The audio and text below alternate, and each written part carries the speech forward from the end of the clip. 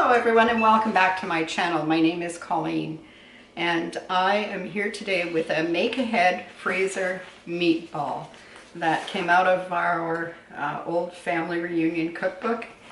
And this particular recipe was submitted by Mabel Wilson, who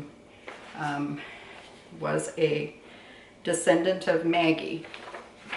Now, to give you a bit of my family history, on the Imler side of my family, the family lived near Imlertown, Pennsylvania before they started the move to Canada. And that was my grandparents, great-grandparents, George and Rachel, and they had 14 children. So we always identify ourselves by our grandparent or the child, that one of the children that they had. And my line is Jenny. That was my mother's name, but also my grandmother's name. And Mabel Wilson belongs to the Maggie branch. Maggie was one of my grandmother's sisters. And that's how we keep track of each other in the family book. So today I thought I would share with you this meatball recipe. So we're going to make the meatballs, we're going to cook them in the oven, and then we are going to cool them on the counter and then pop them into the freezer and freeze them in a single layer. And once they're all frozen, then we can put them all together in a big bag for keeping. And then this will be probably a couple day event, because then I'll show you how I cook with the meatballs after I take them out of the freezer. So if you're interested in the process of freezing cooked meatballs, then this will be interesting for you, I hope. And I will gather up the ingredients we need to get started. There aren't many, and I will be right back.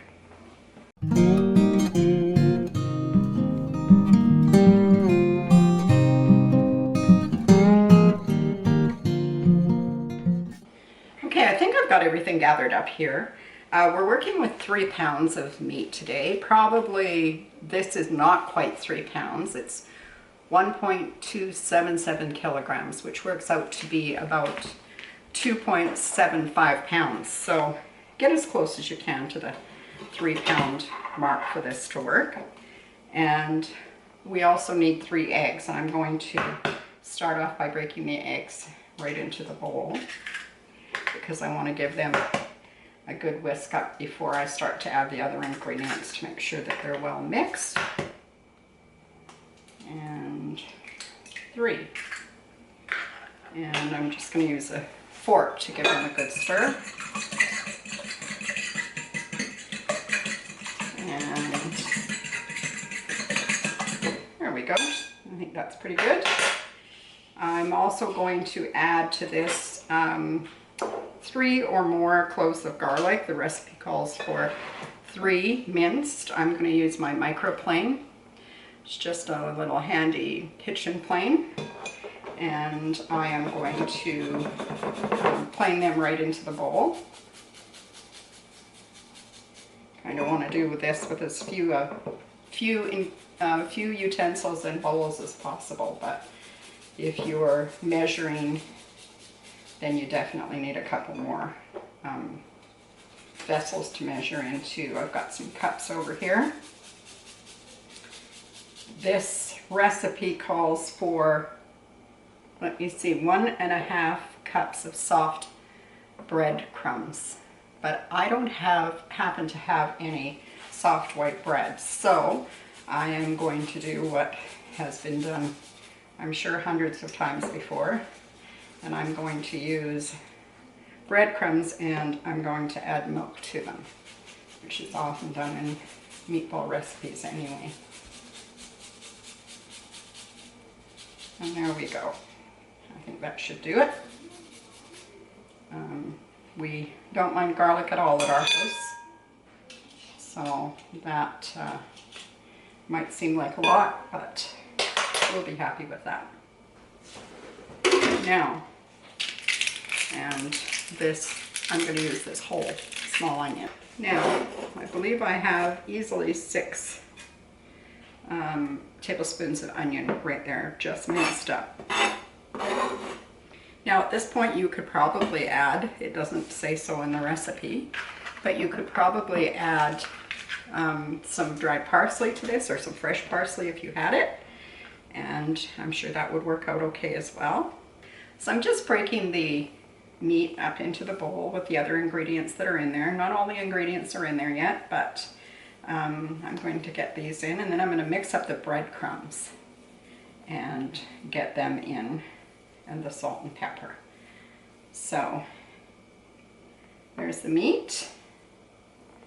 I'm just going to give my hands a quick wash up. I know I'm going to get them dirty again in a minute, but I need to add some other ingredients. I kind of did this backwards for some reason, not sure why. And I'll be right back.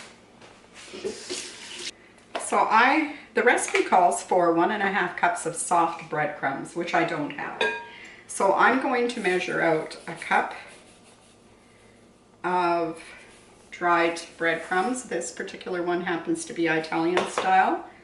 And to that I am going to add 1/2 cup of milk, because people often make the mistake of using dry breadcrumbs in their meatballs, and then their meatballs are dry because the meatballs want to absorb moisture, so they take it out of the meat.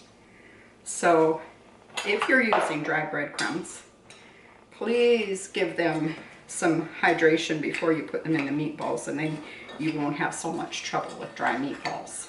That works best. Now, I'm just going to mix this up well. It will yield about 1 cup still. These meatballs are not dry at all. They're wet, and I'm just going to even add a little more, maybe another 1/4 cup. I feel really fortunate to have such a fantastic extended family, and sad at the same time that so many of my ancestors and the folks that came before me have passed. But definitely looking forward to the day when we can all be together again. What a reunion that will be. Now, this is going to go in with the meat, and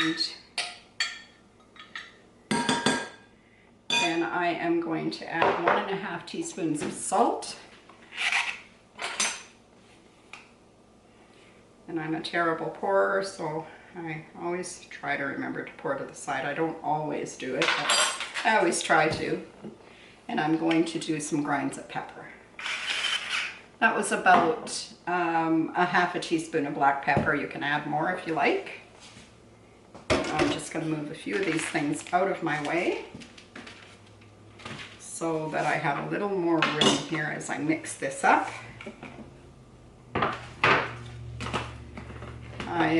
I have a little L-shaped kitchen here, and I start off with my ingredients over here and bring them to here. You may often see me reaching over there. It's because I have everything just within easy reach here, so hopefully I can be a little bit organized. And I also have to move everything around, so I have to move my island here to get it into the right position so that I am in the middle of the window. Oh, all these things you have to think about when you're trying to produce a video. And not only do I have to move this more this way in the room, but I also have to move it back closer to the sink because my room's not wide enough to set up the camera that I have any other way. So I have to be close to everything. So if you're thinking that I have the smallest kitchen you've ever seen, it's not entirely true. I do have a lot of room in here. It's just when I'm filming, I have to move things around. So now I'm going to mix this up, and I feel like the bread has taken on a lot of the moisture, and it's not, I couldn't wring it out, but it's definitely more of a moist crumb now. So that's exactly what we wanted. Now I'm going to mix all these ingredients together just with my hands. If you feel more comfortable doing it with gloves on, if that's the way you normally do it, then by all means. I don't mind having my hands in raw meat, but some people are not impressed to do that at all. Now, I want to make sure that the bread gets thoroughly mixed, but the danger here, I don't know if you noticed or not, but I'm only 5 feet tall as well. So the counter is high for me. The danger here is that you can compact the meat a lot if you're mixing it a lot, and you don't want to do that. Okay, now I think that's mixed pretty thoroughly, and I'm going to move this aside. This is going to be one of those wash your hands 55 times at times, but I'm going to wash them again right now. Now, what comes next? Well, as it turns out, I'm going to put these on sheet trays that I have right here, and I have my oven set to 400 degrees. And I'm going to use this 1.5 inch ice cream scoop, and that will be the size of my balls, and that way I can keep them more or less the same size. And I'm just going to give them a little room on the sheet tray, and so that they've got some room to cook. These are only going to take about 12 minutes in a 400 degree oven. It's one of those things that, another one of those things that you could time, because you definitely don't want them to be too overcooked, and they're going to be frozen and then reheated. And so you want to make sure that you are cooking them just as far as they need to be cooked and not any further, because then they, again, they will dry out. These are so handy for those weeknights when you need to pull together a meal really quickly, and you can simply take these out, put them into the pan with a bottle of pre-made, whether you make it yourself or you buy it from the grocery store, pasta sauce, and they will just gently reheat in the pasta sauce, which takes around 10 minutes. You may leave them 15 minutes, but probably not more than that. And you've got a meal, and these meatballs definitely taste better than the ones that you buy from the grocery store that are already made and pre-frozen. And I'm just going to move these guys a little closer together.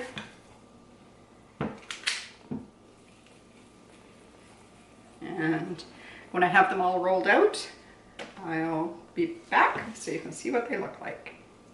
So here we go, all laid out on the pans. I ended up with 38 meatballs. So if you had the full 3 pounds of meat when you started out, you would definitely be able to achieve 4 dozen meatballs, I would say. And the last one that I made was quite small. It's going to be overcooked in the pan, I'm sure. So anyway, I'm going to pop these into a 400 degree oven, and then I'm going to cool them on the counter, and after they've cooled, I'll be back to show you what we're doing with them next. So I have the meatballs out of the oven. I have cooled them completely, and I have them on a fresh sheet of parchment paper on this baking sheet. Now I'm going to stick it just like it is right now. I'm going to stick this whole pan right into the deep freeze and freeze them good and hard, and then I will be able to take them off the pan and put them all together into a Ziploc freezer bag without them all sticking together. And then I'll show you what the step is when it comes time to bring them out of the freezer and reheat them for a meal. As it turns out, I managed to get these meatballs frozen good and hard. I've transferred them to a bag, and getting ready to put them back in the freezer. But we decided that tonight we are going to go ahead and use some of these to make dinner. So I have a pan here on low, have my spaghetti water just about to the boil, and I'm going to do spaghettini, which doesn't take quite as long. So these frozen meatballs, you could probably hear them go in, frozen pretty well. And I just need to take out enough for us for dinner tonight. And that should do it. And I'm just going to move them around here in the pan to try and get them warm on all sides. And that should take me about 3 or 4 minutes. And then I am going to add a bottle of jarred sauce. And just cover the meatballs with the jarred sauce and keep stirring them occasionally for about 10 minutes, and that'll warm the meatballs right through and give the pasta time to cook. So dinner will be in about 10 minutes. I'll see you then.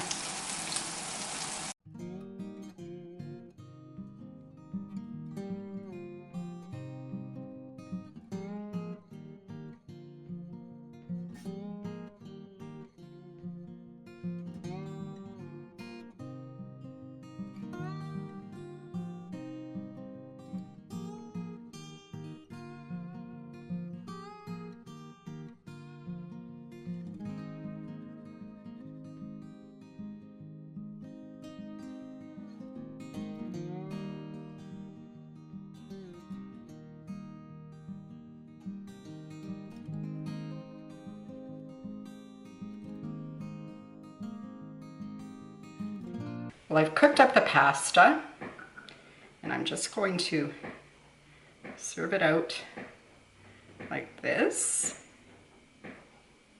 onto the plate. And then I'm just going to reach over and grab the meatballs in the sauce. And a friend dropped by and left me some basil out of her little indoor garden last night, so I'm excited to use it today. So we'll put that on there. And then I'm going to add 4 meatballs